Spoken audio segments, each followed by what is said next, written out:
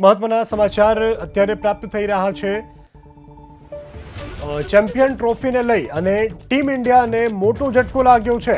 સૌથી મોટા સમાચાર જસપ્રીત બુમરાહ ચેમ્પિયન ટ્રોફીમાંથી બહાર।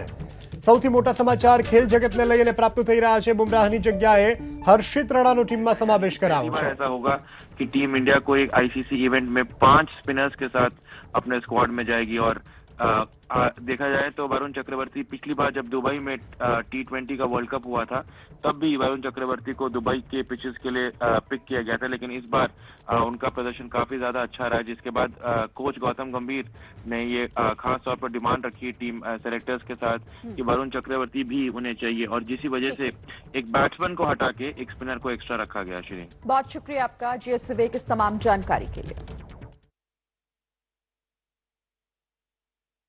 ઇન્ડિયાને મોટો ઝટકો લાગ્યો છે। જસપ્રીત બુમરાહ ચેમ્પિયન ટ્રોફીમાંથી બહાર થયા છે અને તેઓના સ્થાન ઉપર હાલ હર્ષિત રાણાને ટીમમાં સમાવેશ કરાયા છે।